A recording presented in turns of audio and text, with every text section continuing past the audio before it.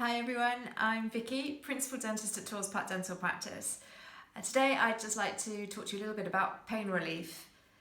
I know dental infections or broken teeth can be sensitive, so we can start with the sensitivity and build up to the infection as to what we should do to help with the pain.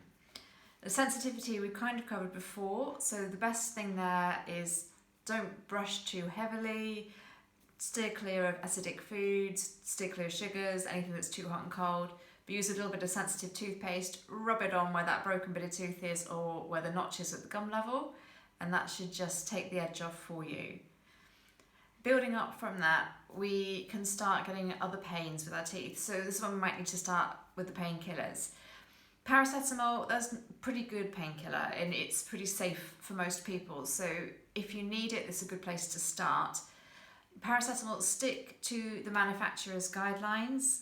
Everybody has got a set level of dose depending on the age as well. So children's dose is going to be completely different to an adult dose.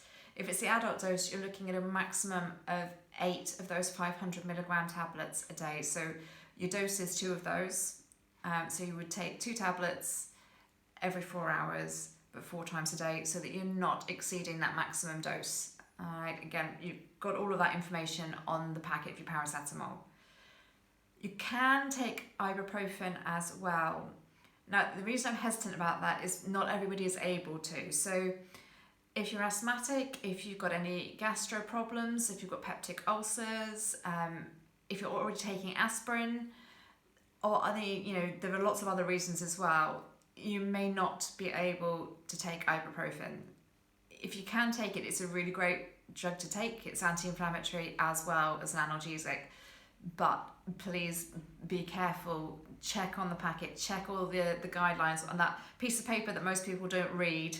On there will be a list of any contraindications. Read it, make sure that you are safe to take it first. But it is fantastic if you can take it and you need it.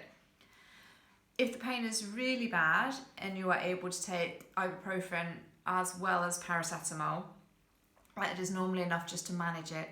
In those kind of situations, I would suggest staggering them so that you aren't going to get that wearing off all at the same time, and that just makes things a bit more comfortable for you.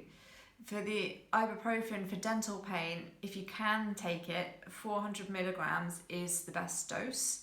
So again, you can take that and then 4 hours later take another dose. If you're taking both of them together and you want to stagger them, take your paracetamol, 2 hours later take your ibuprofen, 2 hours later take your paracetamol, 2 hours later take your ibuprofen. So it's 2 hours between doses of different drugs, but it is 4 hours between doses of the same drug.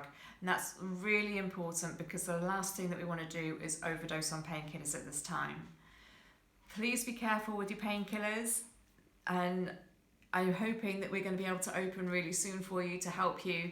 But hopefully that will just help hide things over a little bit if you're in pain. And don't forget the warm salt water. I know it sounds a bit hippie, but it works really well. It's great. It just calms all the soft tissues down. It soothes areas. It draws infection. Salt kills bacteria. There's loads of positives with that. So don't forget to throw that into the mix as well.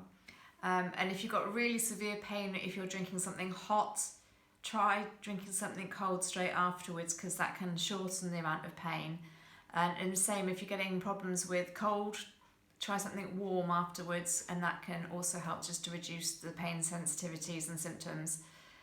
All of those are the best tips that I've got at the moment for you, but we are here if you need us. So please give us a shout.